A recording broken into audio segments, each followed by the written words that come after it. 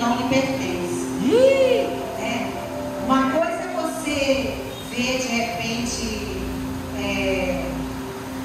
vamos supor, o Jonas com poste, né? Que o pastor costuma falar aqui, o Jonas com poste, tal, com a escolhida de Deus para a vida dele. E você, poxa, eu vou pedir a Deus que me dê também um poste, que me dê também uma mulher abençoada, assim como ele deu para o Jonas. É diferente, sim ou não? Sim. Diferente. E ele contou uma ilustração e eu fiquei pensando, poxa, eu não sei contar com tantos detalhes como ele contou, mas me chamou a atenção e eu achei até engraçado, porque ele falou sobre o urubu e o pavão. Urubu e o pavão. Então ele contou uma ilustração entre o urubu e o pavão, porque o urubu chegou para o pavão e disse assim, poxa, eu queria voar tão alto. Não, o urubu falou para o pavão, eu queria ter umas penas tão lindas como as suas. Eu queria ser belo como você. Aí o pavão, poxa, mas eu também queria ter a capacidade de voar tão alto quanto você. O pavão falou para o urubu. A gente pode resolver isso, disse o urubu. Vamos cruzar. Vamos cruzar, porque aí eu vou poder voar alto e você vai poder voar alto e eu vou poder ter umas penas maravilhosas. Vamos cruzar e com certeza vai sair aquilo que nós queremos. Você quer voar alto e eu quero ter umas penas bonitas como a sua. Quer ser bonito como você. Tá bom, e aí o pavão e o urubu cruzaram. E aí disse o pastor que nasceu então um peru. Feio pra caramba, não voa, e aí a buzina é feia. Conclusão, um quer do outro. Agradeça a Deus o que você tem e vamos em frente, glorificando a Deus, né? E eu achei muito engraçado. Eu falei, quando na igreja a gente fica tentando ser igual ao outro, quando na verdade Deus deu a capacidade de cada um alcançar aquilo que lhe é devido, ter aquilo que lhe é devido. Mas hoje a palavra tem a ver com que você desejar o que não te pertence, né? Você vê o resultado do cruzamento do pavão e do urubu, nasceu o peru. E ele então foi ilustrando para mais coisas. E uma outra coisa que eu tenho certeza que, se não alguns, o Levi deve saber. Porque eu não sei se tem mais alguma tecnologia, mas as pessoas falam, olha, aquele filme tem 3D.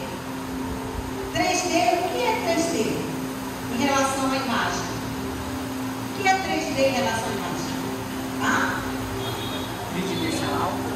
Tridimensional. Tridimensional, tecnologia, a imagem mais real. E aí Deus, quando eu estava lendo, que eu gosto, eu falei de ler, eu li o livro do reverendo Nicodemos, eu não lembro agora o nome dele, Augusto Nicodemos, né? Muito interessante, e a ideia da mensagem que Deus nos deu tem a ver com esse livro dele, muito bom, eu gosto dos livros dele. 3D nos traz uma imagem mais real, não é isso? Eu não entendo muito a tecnologia, mas eu dei uma pesquisada, a imagem mais real daquilo que está acontecendo. É o que Deus ministrou no meu coração. Às vezes, nós estamos enxergando as coisas meio que embaçadas, meio defeituosas, e precisamos pedir ao Espírito Santo de Deus que nos dê uma imagem 3D. Mas hoje, baseado neste livro que eu li, hoje nós vamos ter uma imagem 6D do que nós precisamos para não desejar o que não nos pertence. Uma imagem 6D com a direção do Espírito de Deus para nós vermos, compreendermos, nos achegarmos a Deus mediante aquilo que Ele quer para a minha vida, para a vida de cada um de nós. Amém? Amém. E aí eu quero contar uma história para vocês, muito conhecida da igreja, não sei se conhecida da Érica. A Érica, para quem não sabe, é a namorada do irmão Mateuzinho. Salva de palmas aí, gente. Aqui não tem nada de timidez não, mas logo ficando sem ser tímida, né? Seja bem-vinda mais uma vez, Érica. Então, o que acontece?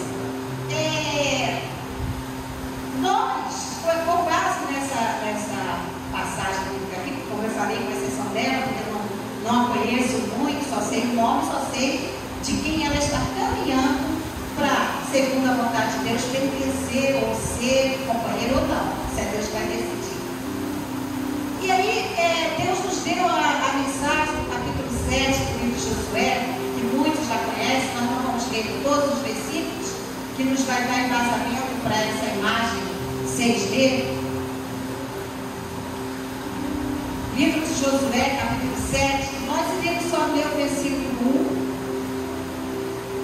e depois nós vamos mencionando os outros versículos, vamos contar a história. Diz assim a palavra de Deus: os israelitas derrotados em Ai. Aí do lado fala Acã. Diz assim: prevaricaram os filhos de Israel nas coisas condenadas, porque Acã, filho de Carmi, filho de Zabdi, filho de Zera, da tribo de Judá, tomou das coisas condenadas. A ira do Senhor se acendeu contra os filhos de Israel. Deus abençoe.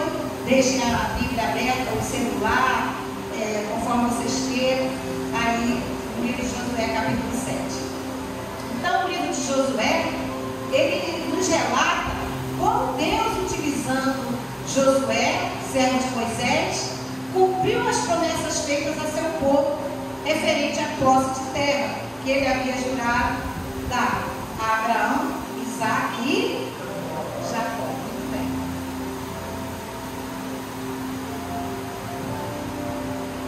Sob o comando de Josué, o povo chega à margem do rio, Deus abre o rio, o povo atravessa, se depara com a primeira grande cidade a ser conquistada, que era Jericó. Muito bem. Jericó era uma cidade murada e fortemente armada, e o povo de Deus tinha passado 40 anos no deserto. Não tinha armamento suficiente, nem treinamento militar. Eles contavam com Deus do seu lado. Mas qual era o segredo desse povo? A presença do Senhor com eles. A Bíblia relata que eles derrubaram as muralhas e conquistaram Jericó. Mesmo sem ter um armamento forte, mesmo sem ter um preparo de soldados valentes, eles conquistaram Jericó. E o segredo, Deus estava com eles. Então nós entendemos e vemos isso no capítulo 6 de Josué, um povo forte, militarmente falando, muito mais organizado e preparado para a batalha, mas Deus disse a Josué que entregaria Jericó, rei e seus homens nas mãos dele. E assim aconteceu. Israel, pelo poder de Deus, derrubou as muralhas, conquistou a cidade de Jericó, e muitos cantam aquele corinho aqui. Como é que diz aquele corinho? Vem com Josué, lutar em Jericó, né? Então, nesse capítulo 7, nós vemos que o povo de Deus sofre então a sua primeira derrota na conquista da terra prometida por causa da desobediência de um soldado chamado Acã. Mas eu quero chamar a atenção de vocês para um versículo da Bíblia, e aí é que eu falo, que eu gostei muito da leitura desse livro, que nós falamos muito sobre esse versículo. Nós falamos assim: se Deus é por nós, quem será contra nós?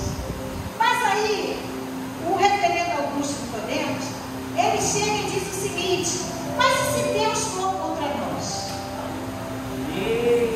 E se Deus for contra nós? Aí já era. Ah? Pois é, aí já era.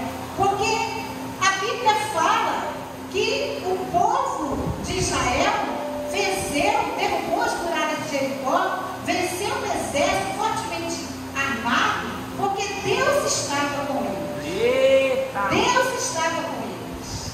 Não é mesmo?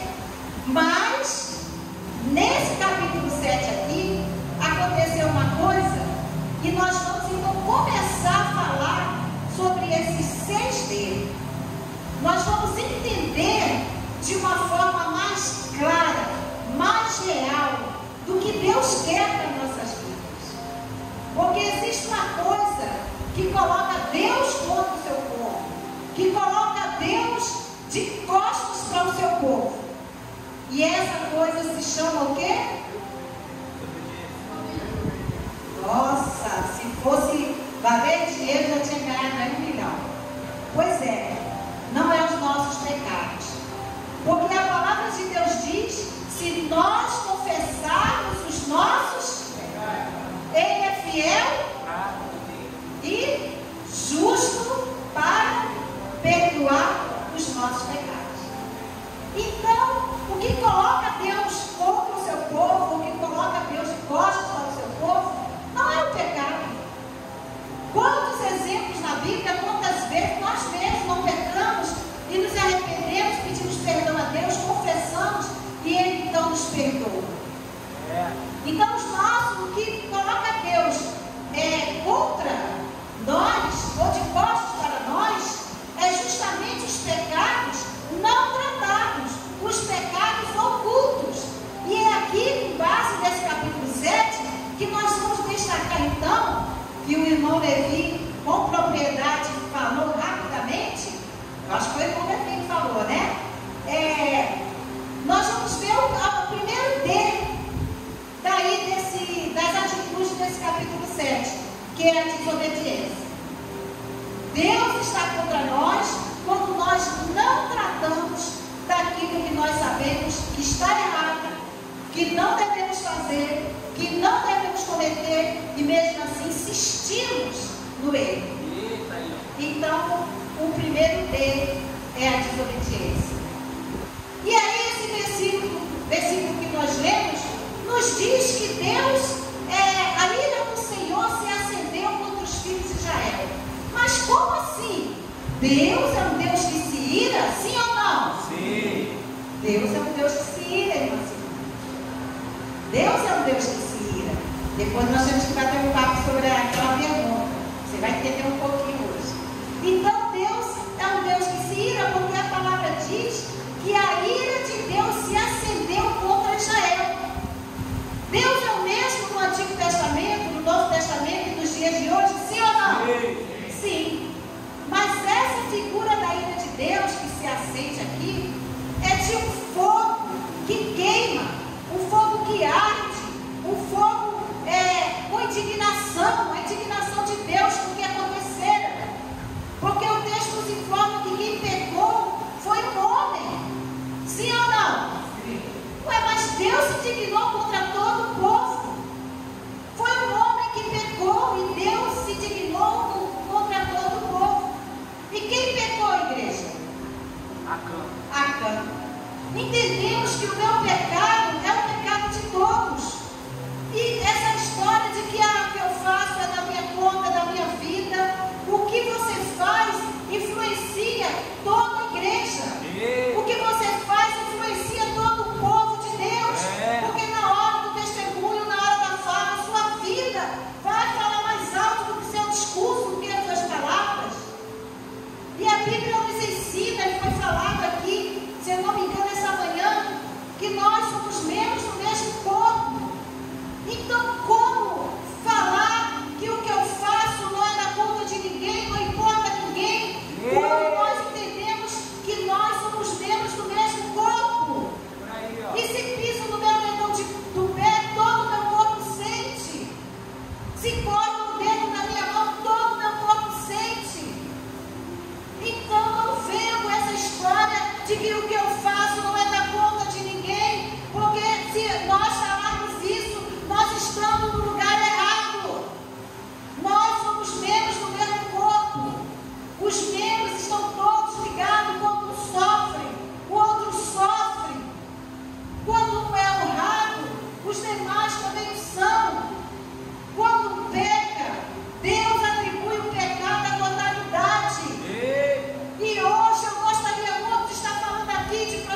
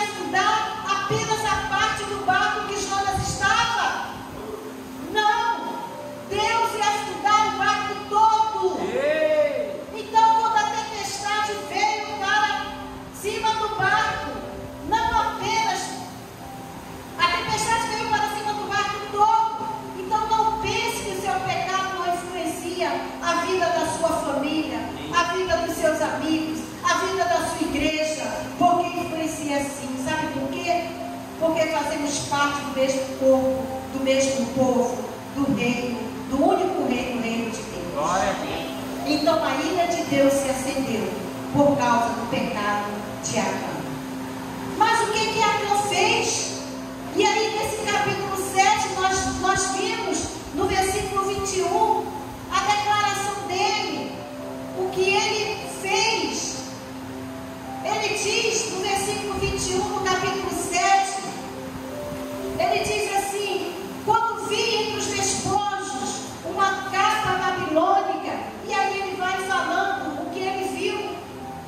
Nós olhamos para aquilo que não é lícito, nós olhamos para aquilo que é proibido, e lembro também aqui do pecado de Eva, de Adão e Eva, quando ela diz que ela viu o fruto, viu que era agradável à vista.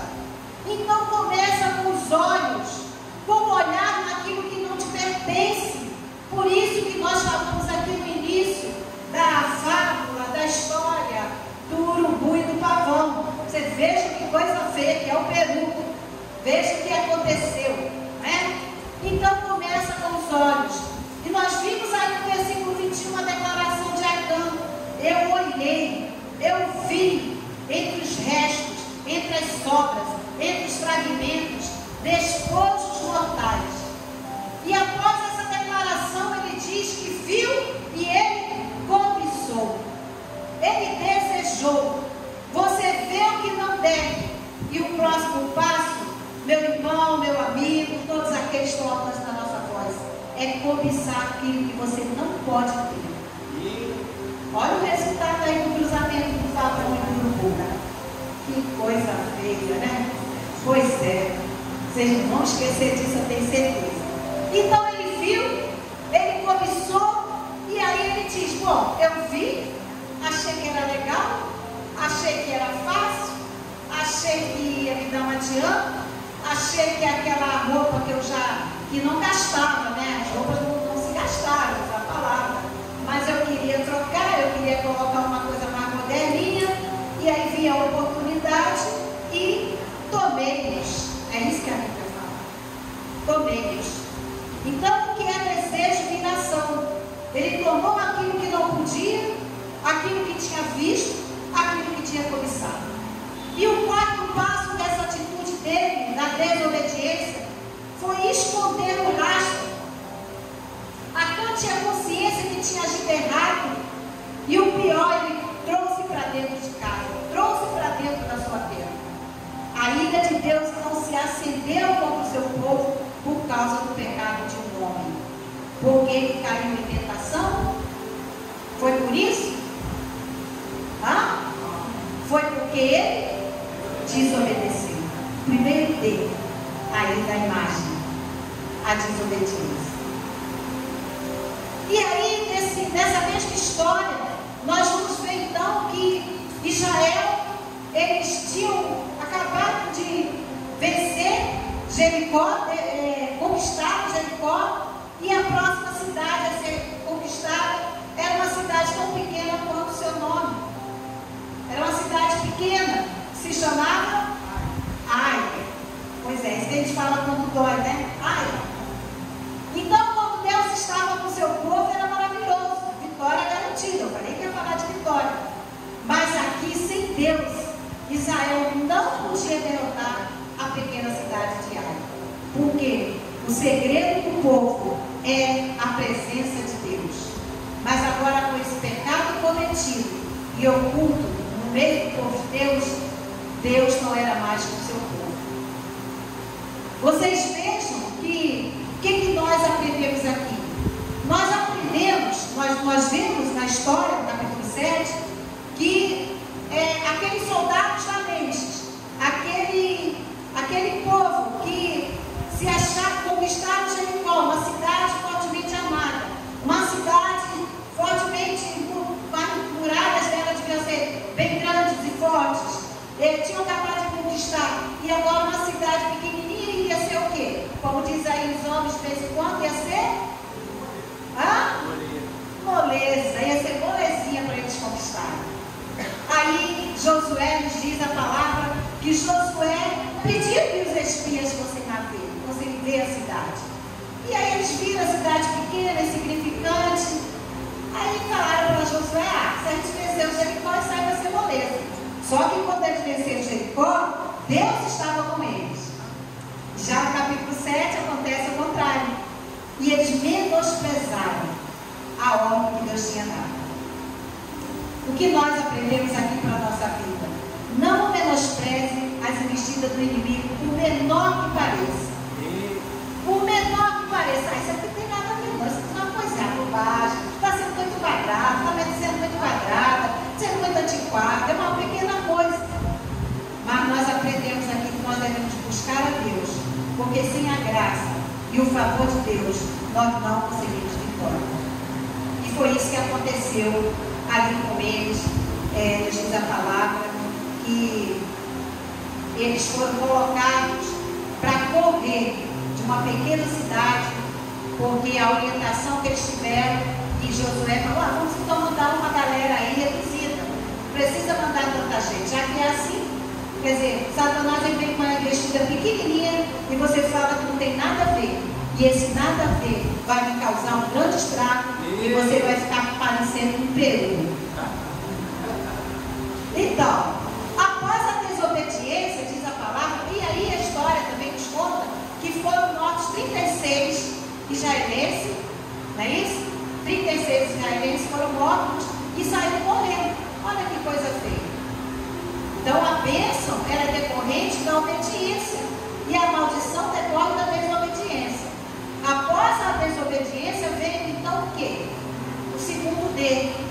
Veio a derrota. Veio a derrota.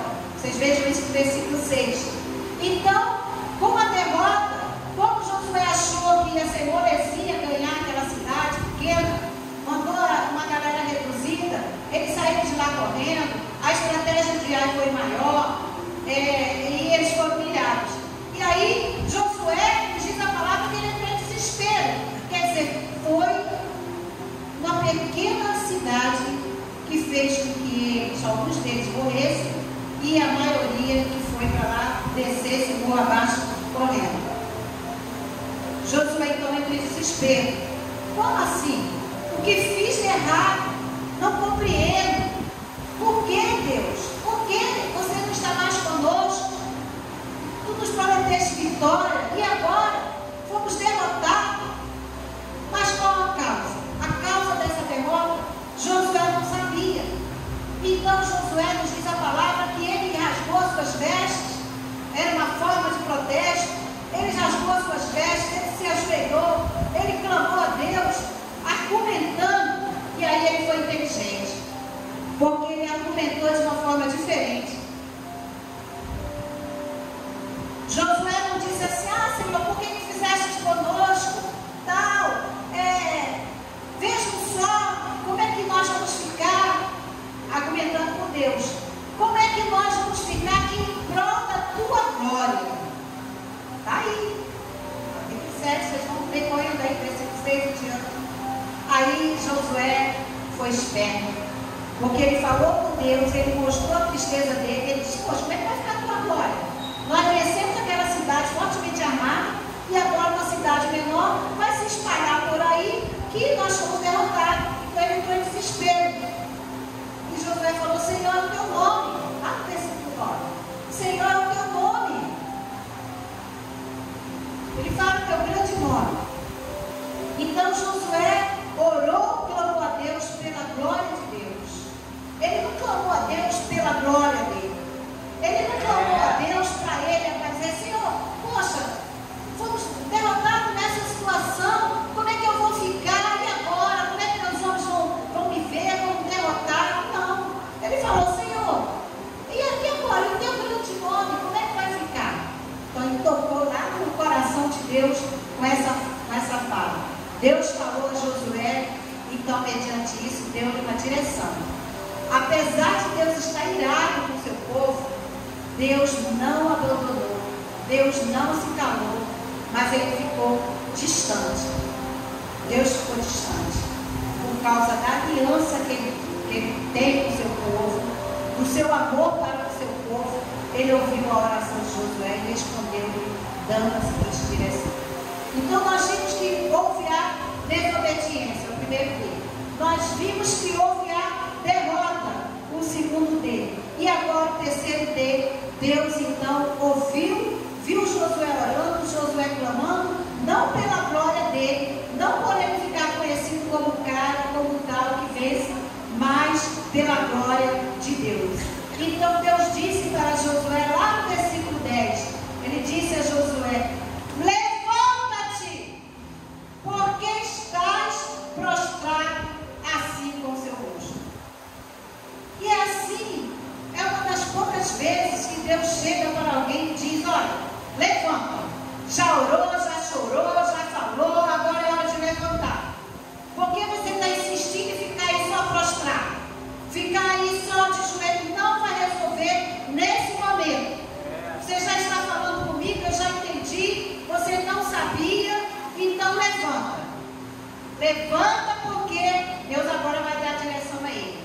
Porque existem coisas ocultas que você não sabe. E aí me fez lembrar da pregação da irmã Daniele no domingo, quando ela falou, me chamou muita atenção, que ela falou sobre a mulher samaritana, e ela falou que a mulher samaritana, ela teve que tirar o cântaro, né? Aquilo que ela carregava, aquilo que era importante para ela, ela teve que deixar, porque a Bíblia não diz que ela pegou o cântaro e saiu andando com ele. E aí eu fiquei imaginando forte isso. E a irmã Bianca, na quarta-feira, ela falou sobre a graça de Deus, que nós não devemos pegar a corrente e colocar de novo em nós. E às vezes nós, por estarmos insistindo numa atitude errada, estamos colocando corrente de novo em nós, estamos fazendo questão de carregar um peso que não mais nos pertence, porque Jesus já nos libertou de todo o pecado. Me fez lembrar isso. Então Deus fala: por que você está prostrado? Não é hora mais de ficar falando comigo, porque eu já entendi. Antes você precisa resolver esse problema. Às vezes nós insistimos na situação, nós insistimos em carregar um peso, nós insistimos em, como disse, colocar a corrente em nós e sairmos arrastando aquelas correntes como se estivéssemos aprisionados de novo. Deus fala para Josué: é preciso consertar o que está errado. E o Espírito de Deus está falando conosco esta noite. É preciso consertar o que está errado. Não vai haver avivamento com coisas erradas no meio do meu povo. Levanta-te. E aí Deus dá a direção. Santifica o povo. Santifica o povo. O que Deus está falando é que nós orarmos, virmos para o culto, trazer oferta, não substituirá o arrependimento, a mudança de vida, porque a restituição é colocar em ordem aquilo que nós estamos errando, que nós estamos desobedecendo, que nós estamos sendo derrotados sem entendermos que Deus quer dar a direção. É o terceiro dele. Então Deus dá a direção a Josué, revela a Josué o que aconteceu. Olha, Josué, roubaram, disseminaram, esconderam, tocaram nas coisas proibidas. Você precisa tirar a coisa roubada do meio de vocês. Santifica o povo e amanhã farás o seguinte. Deus dá a direção a Josué, sim ou não? Então, nos diz a palavra que Deus diz para Josué que ele vai mostrar a vontade dele. E diz o seguinte: vou escolher uma família, vou trazer um homem, vou indicar quem é o responsável pelo que aconteceu e ele deverá ser disciplinado. Olha só, isso é palavra da gente. Deus podia dizer a Josué quem cometeu o pecado, sim ou não? Sim, ele é onisciente, onipresente, ele é o Deus Todo-Poderoso. Ele podia ter dito a Josué simplesmente o nome, mas Deus sabia que tinha sido Acã, mas ele queria dar a Acã a oportunidade de voluntariamente apresentar-se e dizer: eu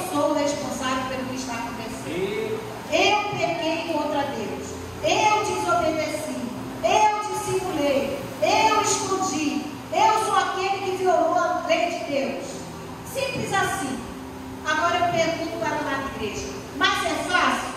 Não. Claro que não é fácil. Claro que não é fácil. Deus não quer, nessa atitude aqui, que Deus dá a direção a Josué, Ele não nos quer ver apontando os erros do outro. Porque eu fico imaginando aquele exército ali, e aí de repente tinha vamos lá, tinha um Carlos lá, vou usar o nome do meu esposo, tinha um Carlos lá no meio do soldado, tinha um Edmilson também, vamos devagar, um Jurandir, aí ele dizia, eu sei quem foi, eu sei quem foi, eu sei quem foi, aí o Jurandir, é mesmo, foi, eu sei também quem foi, mas eu não vou falar, aí o Edmilson, é melhor falar, vou falar, mas não, Deus não disse quem foi, Deus mostrou a direção a Josué, como ele tinha que fazer, para que a própria pessoa confessasse o seu pecado. Ele não nos quer ver apontando os erros do outro. Ele quer sim que nós oremos pelo nosso irmão, mas a confissão tem que ser de quem cometeu o erro. Estão compreendendo? Estão compreendendo? Então, o primeiro dele foi o segundo dele, agora o terceiro dele é a descoberta. Está lá no versículo 16. Agora eu fico imaginando, o passo a passo aí, né? Imaginando a angústia de Acã, porque Acã não se entregou logo não. Eu fico imaginando o pessoal indo lá numa tribo, uma tenda, num lugar, e Acã lá, meu Deus, será que é verdade? Será que Deus falou quem era? Angustiado ali, ai, vai pegar agora. Você lembra até, às vezes, a pessoa que está cometendo um erro, está no lugar que não devia, fazendo o que não devia, e aí veio o pastor. Aí veio o pastor. Também o pastor, eu tenho que dar um jeito de me esconder. Eu fiquei imaginando a cena. Acã, ele deve ter ficado muito angustiado, gente. Porque ele não chegou, ele não se entregou logo, não. Ele esperou chegar a vez da família dele. E quando chegou a vez da família dele, ele entendeu que o negócio estava ficando sério. Então, o que Deus está falando para nós esta noite? Se você está pecando contra Deus, já faz isso há algum tempo e ninguém sabe, deixe-me dizer uma coisa: Deus te ama, nós te amamos, e Deus vai fazer que o seu pecado venha à tona, se você não confessar. Mas não para te envergonhar, para você ser tratado, para você ser tratado. Ele quer te perdoar, Ele quer te restaurar, Ele quer te dar uma vida santa e reta diante dele. A Bíblia diz que Deus disciplina quem Ele ama. E a prova do amor dele não é deixar você fazer o que você quer, do jeito que você quer. É por isso que Ele corrige, é por isso que Ele chama a sua atenção para levar ao arrependimento e mudar a sua vida completamente. Estão compreendendo? Então, Acã, ele, na verdade, foi descoberto. A palavra diz que ele foi descoberto, e quando ele foi descoberto, lá no versículo 20, ele diz, bom, eu fico imaginando a cara de Acã, né? Andando com a roupa durante um tempão, já estava escondidinho lá, aquela capa, a prata, o ouro, e aí ele diz, pequei, porque Josué não foi lá na tenda dele, pequei contra Deus. Josué, quando ele verifica a tenda, os homens encontram os objetos exatamente como Acã tinha dito. E aí terminou aí? Desobediência, derrota, descoberta, direção, né? Direção antes, descoberta, e aí vem a disciplina. Eu quero acreditar que Acã, ele sofreu as consequências da lei da época. Lógico. Nós encontramos a disciplina de Deus sobre Acã. A desobediência trouxe a derrota, que trouxe o desespero, né? O desespero de Josué, do povo também, que trouxe pela oração dele a descoberta e finalmente a disciplina. Acã precisou passar por tudo isso, mesmo depois de ter confessado. A verdade é que determinados pecados colocam o nome de Deus em jogo, mancham o Evangelho, sujam a fama da igreja. Mesmo que Deus nos perdoe, a disciplina é necessária para que Deus deixe claro que não concorda com o erro, que não concorda com aquilo que afasta Ele de nós. O pecado oculto entristece o Espírito Santo de Deus e é a causa da sua derrota, da minha derrota e da igreja e do povo de Deus é quando nós não confessamos os nossos pecados. Que nós possamos chegar verdadeiramente diante de Deus arrependidos. Acã foi condenado, apedrejado e queimado, porque era assim que funcionava a lei da época. Graças a Deus que hoje nós não temos apedrejamento. Eu acredito que todos nós aqui estávamos com umas pedradas, marca de pedra no corpo, não é mesmo? Todos nós estaríamos com marca de pedra no corpo. Não vivemos mais nessa época do apedrejamento, graças a Deus, né? Graças a Deus. Eu já está aqui na testa já uma pedrada. Então, nós vivemos na graça de Deus, sim ou não? Sim. Nós vivemos na graça de Deus. E irmãos, amados irmãos, às vezes achamos que as nossas ações não têm consequências, que ninguém tem nada a ver com a nossa vida, mas a nossa vida está no propósito de Deus. Tudo que nós fazemos tem consequências, sim, que irá nos aproximar ou nos afastar de Deus. As ações de Acã prejudicou não só ele, mas todo o povo e toda a sua família. Enfrentar tentações não é fácil. Vai acontecer nas nossas fragilidades, nas nossas carências não realizadas, e tudo aquilo que nos faz tropeçar, muitas das vezes.